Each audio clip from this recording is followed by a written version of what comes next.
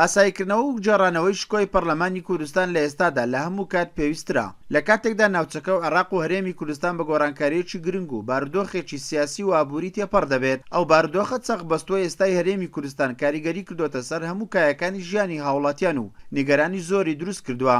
هاوکات بەشێک لە یاسا و بڕیارەکانی پەرلەمان کە پەیوەستن بە ژیان و گوزەرانی هاوڵاتیان پەک خراوە. پێویستە پەرلەمان کارا بکرێتەوە بۆ ئەوی بتوانین ڕیفراندۆمێکی سەرکەوتوو و هەنگاوێکی یەکگرتوو بنین بەرەو سربەخۆی کوردستان. بەڵام پەرلەمانێک پەرلەمان هەر ئەوە نەبێ بە ناو پەرلەمان بێ، بەڵکو پێویستە لە پەرلەماندا بەڕاستی ئیرادەی دروستکردنی یاسای گەورە و یاسای هەمەجۆر کە تایبەت بێ بە سەرجەم چین و توێژەکان و ئەو یاسانەی کە مافی هاوڵاتی لە دەوڵەتی هاوڵاتی بوون دەپارێزن پێویستە ئەو پەرلەمانە ئاوا کارا بێت.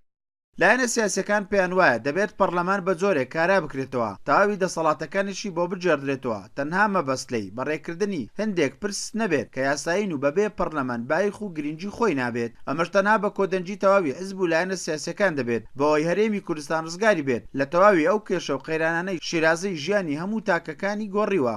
نەک کارا بکرێتەوە دیوەخان ئاسا، پێویستە پەرلەمان کارا ئاسایی بکرێتەوە وەکو پێش لە کارخستنەکەی کە بە مەرامێکی حیزبی لەبەرەوەی دەستی لە کۆمەڵێک پرۆژەی گرنگی ئەو نیشتیمانە بێت پێشی هەمان یاسای سۆرۆکایەتی هەرێم، نەوەکانی دوا ڕۆژ، سندوقەکانی نەوەکانی دوا ڕۆژ، مەسلەی کەیسی نەوت بە سیستەمکردن و بە یاساییکردنی کۆمەڵێک پرۆژەی گرنگی ئەو نیشتیمانی ئێمە زۆر گرنگە هەموو حیزب و لایەنە سیاسەکان کامڕۆ لە هەرێمدا دەنجان هەیە و کاریگەرن بەڕاستی پێکەوە هەنگاوی جدی بنێن بۆ ئەوەی هەرێمی کوردستان لەم دۆخە ڕزگار بکەن بەڕاستی بە تایبەتی کاراکردنەوەی دەستگا شەرعیەکان و لە پێشانەوە پەرلەمانی کوردستان کە هەموو کێشە و گرفتەکان بەڕاستی بە تەسەوری ئێمە لە پەرلەمان دەست پێ ئاکات و ئەساسی چارەسەری گرفتەکان ئەوەیە کە ئێمە پەرلەمان کارا بکەینەوە.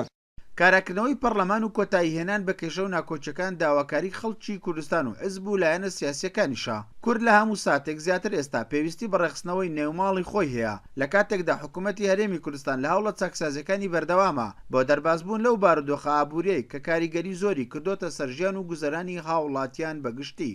عوسمان کورسات نیوز، سۆران.